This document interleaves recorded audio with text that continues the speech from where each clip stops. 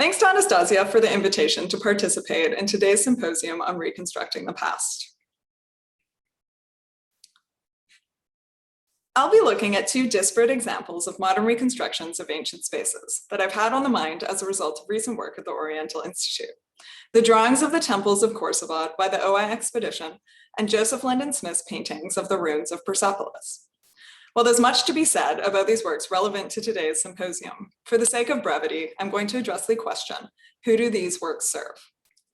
Albeit both created in the early 20th century, these works stand as something of opposites, the one brought into being through the scholarly desire for historical accuracy and published in an academic series, and the other brought into being through imaginative thinking and artistry, and intended for large-scale display and immersive viewing. Now, to begin with some context. From 1939 to 35, the OI Iraq expedition excavated the site of 𒀭Support, modern 𒀭Support, the late 8th century BCE Assyrian capital in northern Iraq. Led successively by Edward Kierra, Henry Frankfurt, and Gordon Loud, the team re-examined royal buildings on the citadel that the French expedition had explored in the mid-19th century, as well as new sections of the citadel and beyond. The results were formalized in two Oriental Institute publication volumes, 𒀭Support Part 1 and 𒀭Support Part 2 of 1936 and 38 respectively. Complementing the extensive text and plethora of black and white excavation photographs are ground plans, restored elevations, and line drawings of architectural details, colorful renderings of painted plaster fragments, and a large-scale wall painting reconstruction. And in the second volume, perspective reconstructions of monumental built spaces, both bird's eye view and from eye level. Charles B. Altman, a trained architect who joined the expedition team for the 1933-34 season, drew these renderings. The volume labels these drawings as restorations, a term that communicates an air of scientific precision, an objective, authentic rendering of the past to restore something to its original state. Arguably, this was the intent of the publication overall, to be a factual, reliable, and scientific source for the archaeology and long-lost architecture of this Assyrian city. Yet, being all too familiar with the minimally preserved archaeological remains, we know that this was anything but the case. These renderings, brought about through subjective process, are truly reconstructions. Here, construct, rightfully signaling the act of creating, that something new is brought about. Taking the renderings of the Sin and Nabu temples, let's contemplate that creative aspect, the observations, inferences, influences, motivations, and contexts that relate to the question, who do these works serve? The photos to the right show the archaeological evidence of the Sin temple facade that would have been observable to Altman, either in person or from previous season's photographs. The mud brick walls were preserved to a height of 7 meters at most and were decorated with niches and engaged half columns and covered with whitewashed mud plaster. Preceding were glazed brick panels to either side of the doorway, the original polychromatic designs partially preserved on their surfaces. The contribution this observable archaeological evidence made to Altman's reconstruction is clear. For example, the half columns and glazed brick panels. The statues of divine attendants and wooden poles with metal relief bands drawn at this doorway had been removed by the French expedition in the 19th century. Yet comparable examples were excavated by the OI team at other temple doorways upon which Altman would have drawn, for example, in the Nabu temple. Here, alongside the reconstruction and ground plan of that temple, are photographs of the archaeological evidence. One of the entrance with the lower half of these statues preserved in situ and with the corners of the glazed brick panels, and another of an interior room with engaged half columns. This photo shows a section of the engaged half columns that decorated the full circumference of the Nabu temple platform. If we look at Altman's reconstruction, we can see how this evidence informed his rendering, and this makes sense, considering the objective of the publication, as I noted earlier. Drawing on earlier archaeological work of the site and its byproducts speaks to the same goal. Here, I'm showing two reconstructions by the French expedition. One of the citadel to the extent known in the 19th century and discussed by Sebastian as well in the symposium, and the other of the Sin temple facade. Their influence on Altman's work is unquestionable. the latter engaging in similar perspectives and style, as well as including similar decorative elements, albeit with variations that reflect the new understanding of the architectural program gained through the OI excavations. Additional variations, I argue, result from the period within which Altman was working. And here I speak to the aim of these reconstructions for serving a scholarly milieu of the early 20th century. American architecture of the 1920s and 30s was the high point of Art Deco, a design characterized by clean lines, streamlined verticality, dramatic lighting and setbacks, sleek geometric and stylized artistic features, and simplistic sculpture. The built landscape of Chicago showcases hallmarks of this period, including the 1930 Chicago Board of Trade building by Hollowbird and Root, the Mendeland Center of the same year by architects Fisher and McCarthy, the 1929 Civic Opera building by Graham Anderson Probst and White, who were also responsible for the field building of 1934, and Bloom High School of 1931, designed by Royer, Danley, and Smith. Placing such buildings beside Altman's temple reconstructions, it's easy to see Art Deco's clean lines, streamlined verticality, sleek geometric and stylized artistic features, and stark demeanor throughout. Altman's treatment of sculpture and figures is also noteworthy. Here, zooming in on those features of the Sin Temple rendering, alongside the aluminum statue series by John H. Storrs atop the Chicago Board of Trade building, and a charcoal drawing of the entrance to the field building. All of these faceless and sleek forms bespeaking Art Deco's simple, streamlined look. The groupings of figures from the Nabu Temple drawing are also comparable to those of the field building drawing. Of course, Altman wasn't alone in introducing an Art Deco flair to his architectural reconstructions.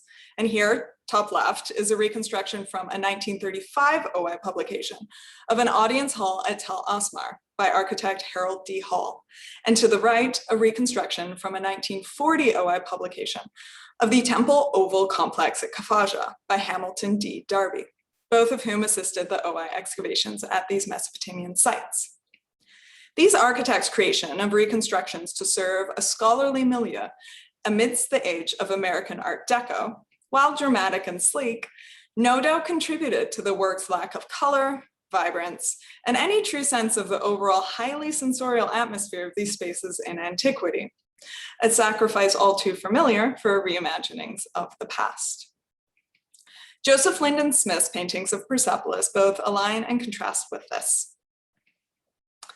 From 1931 to 39, first under the direction of Ernst Herzfeld and then Erich Schmidt, the OI's Persian expedition in Iran carried out the first scientifically controlled archaeological excavation of the Achaemenid city of Persepolis, uncovering, documenting, and conserving, in particular, the architecture and decorative program of the Great Terrace with its columned audience halls, palaces, and beyond.